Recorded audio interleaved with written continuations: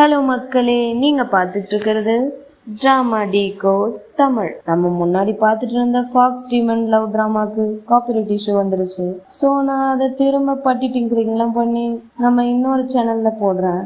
So அதனால நம்ம இன்னையிலேருந்து ஒரு புது ட்ராமா பார்க்கலாமா? சரி வாங்க, நம்ம டைம் வேஸ்ட் பண்ணாம கதைக்குள்ள போயிடலாமா? கதையோட ஸ்டார்டிங்லயே நம்ம ஹீரோயினை தான் காட்டுறாங்க. அவங்க தூங்க முடியாம திரும்பி திரும்பி படுத்துட்டு இருக்காங்க.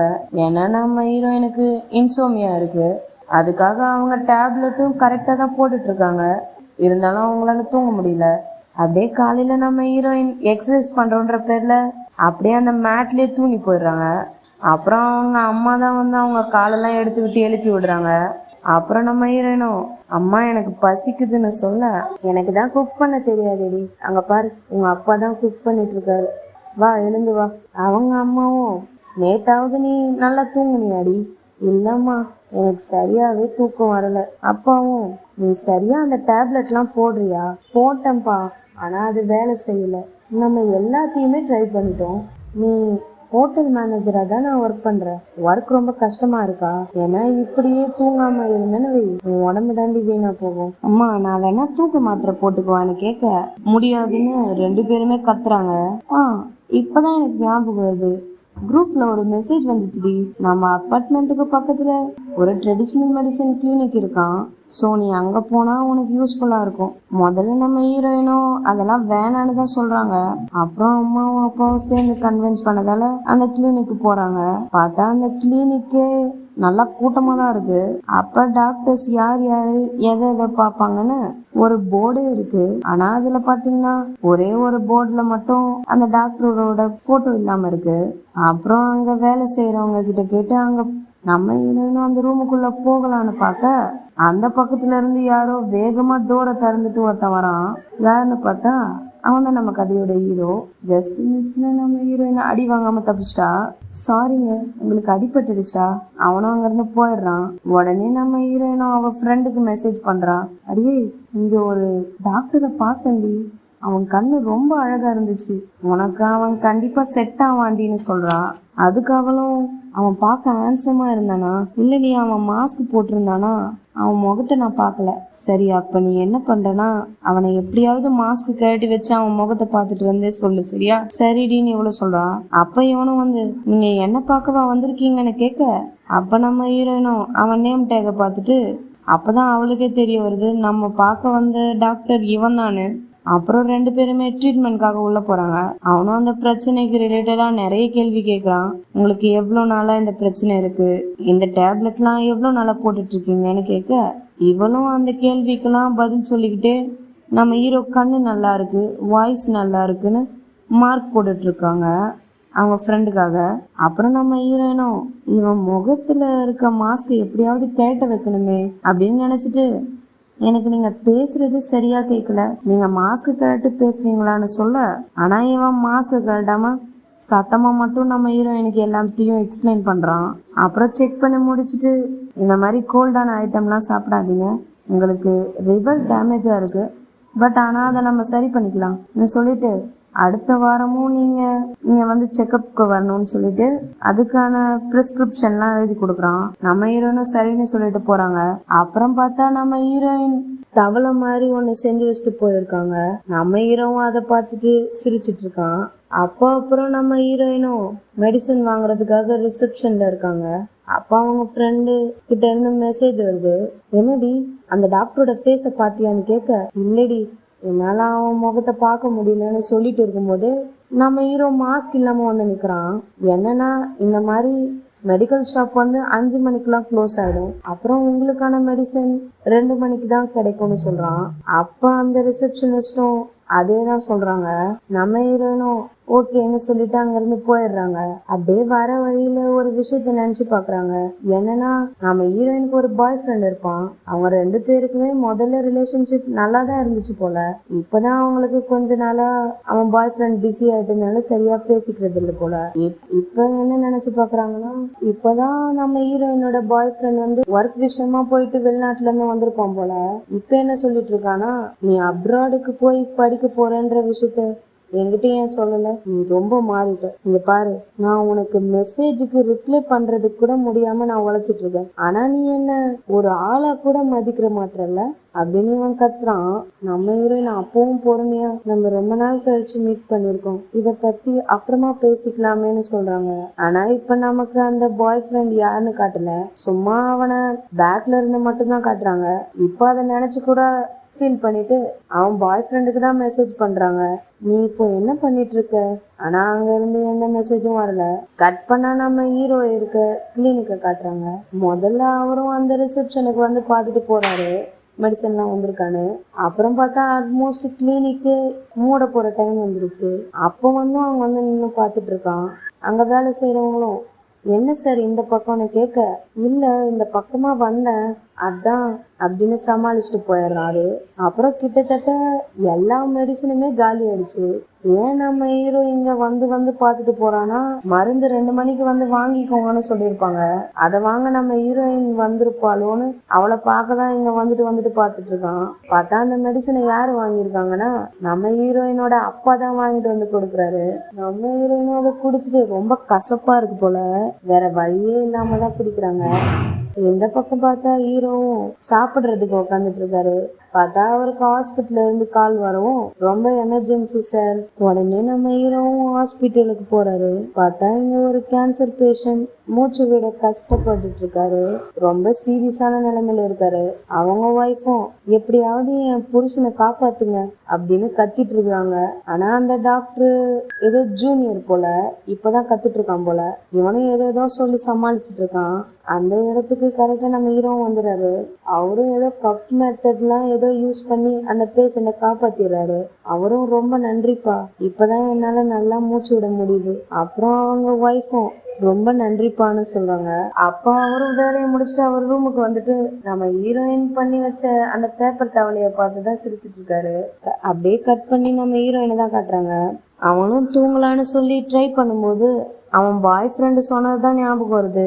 என்னன்னா, அவன் என்னை பத்திலாம் உனக்கு கவலையே கிடையாதுல்ல, உனக்கு உன்னை பத்தி மட்டும்தான் கவலை அப்படின்னு சொல்லியிருப்பான்ல. அதனால நம்ம ஹீரோயினால தூங்கவே முடியல. அப்படியே நெக்ஸ்ட் டே ஆகுது. நம்ம ஹீரோயினும் கடைக்கு போய் அவங்களுக்கு தேவையான ஃபுட்டெல்லாம் வாங்கிட்டு இருக்காங்க பிரேக்ஃபாஸ்ட்டுக்காக. அப்போ அவங்க ஃப்ரெண்டுக்கு மெசேஜ் பண்றாங்க, அவங்க சொன்ன ட்ரெடிஷ்னல் மெடிசன்லாம் நான் குடிச்சேன்டி, ஆனா எனக்கு தூக்கமே வரல, அது சுத்தமா வேலை செய்யல. ஆனா அந்த டாக்டர் என்ன இந்த மெடிசனை குடிக்க சொல்லி இம்சை பண்றாருடி. பார்த்தா பின்னாடியே நம்ம ஹீரோ வந்து நிக்கிறான். இங்க பாருங்க, நீங்க இப்பதான் அந்த மருந்து எடுக்க ஆரம்பிச்சிருக்கீங்க, இதனால உங்களுக்கு உடனே எல்லாம் ரிசல்ட் தெரியாது, போக போக தான் தெரியும். அதுக்குள்ள என்னங்க எங்களை குறை சொல்றீங்க? நம்ம ஹீரோயினும் நான் முதல்ல இங்க இருந்து கிளம்பிடணும்னு ஓடியே போயிடுறாங்க. நம்ம ஹீரோவும் அந்த கடைக்காரங்கிட்ட, இந்த பொண்ணு எப்பவுமே இங்க வந்துதான் பிரேக்ஃபாஸ்ட் வாங்குவாங்களான்னு கேட்க, இங்கதான்ப்பா பக்கத்துல அவ வீடு இருக்கு, எப்பனாதான் அவ இங்க வந்து பிரேக்ஃபாஸ்ட் வாங்குவான்னு சொல்றாங்க. ஆமா, உனக்கு என்ன வேணும்ப்பான்னு கேட்க அவருக்கான பிரேக்ஃபாஸ்ட் வாங்கிட்டு போறாரு. நம்ம ஹீரோயினும் அப்ப அந்த மெடிசனை குடிக்க ரொம்ப கசப்பா இருக்கு, இருந்தாலும் அப்பாவும் அம்மாவும் ஃபோர்ஸ் பண்ணி குடிக்க வச்சுறாங்க. அவங்க அம்மாவும், உனக்கும் பாய் ஃப்ரெண்டுக்கும் எல்லாம் ஓகேவா, அவன் இப்போ பிசினஸ்ல பிஸியா இருக்கான், வேற எதுவும் இல்லைன்னு சமாளிச்சிடுறாங்க. அப்புறம் நம்ம ஹீரோயினும் அவங்க வேலை செய்யற இடத்துக்கு போறாங்க. நம்ம ஹீரோயின் இப்போ வந்து மேனேஜரா தான் இங்க ஒர்க் பண்ணிட்டு இருக்காங்க. இப்ப அங்க ஒரு மீட்டிங் நடந்துட்டு இருக்கு. அப்ப அந்த கம்பெனியோட ஹெட்டும், இந்த மாதிரி விஐபி கஸ்டமர்ஸ் எல்லாம் வராங்க, அவங்களெல்லாம் நல்லா கவனிச்சுக்கோங்கன்னு சொல்லிட்டு இருக்காங்க. அப்ப நம்ம ஹீரோயினுக்கு திடீர்னு ஏதோ ஒரு போன் வரும்.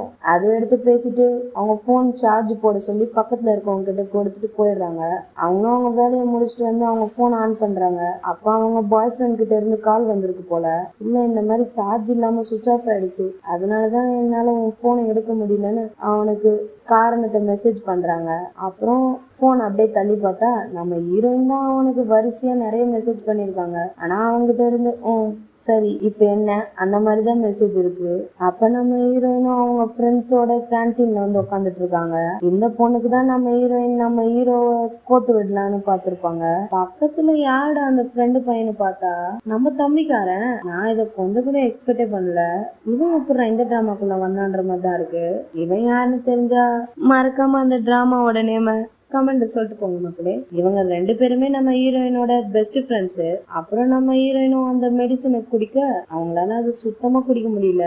அப்ப ஃப்ரெண்டுக்காரையும் இந்தாடி இத குடி அப்படின்னு மில்க குடுக்குறாங்க. ஹீரோயின் முதல்ல வேணான்னு சொல்றாங்க. அப்ப ஃப்ரெண்டுக்காரையும் இது வெறும் மில்க் தாண்டி குடின்னு சொல்லவும் அவங்களும் அதை ட்ரை பண்றாங்க. அப்ப நம்ம ஹீரோயினும் ஃப்ரெண்டு கிட்ட இந்த மாதிரி ஹீரோ ரொம்ப அழகா இருந்தாண்டி சொல்லவும் அப்படின்னா அவனை நான் பார்த்தே ஆகணும்டின்னு இவ சொல்றா. நம்ம ஹீரோயினும் நான் செக்கப்க்கு சாட்டர்டே போகணும், நீயும் என் கூட வான்னு சொல்றா. சாட்டர்டேவும் ஆகுது. நம்ம ஹீரோயினும் அவங்க ஃப்ரெண்டும் அந்த கிளினிக்கு போறாங்க. பார்த்தா அவங்க நினைச்சதுக்கு மாறா நம்ம ஹீரோ இருக்க இடத்துல வேற ஏதோ பெரியவர் இருக்காரு. இத பார்த்துட்டு ஃப்ரெண்டுக்காரியும் செம்ம கடுப்பாயிடுறா.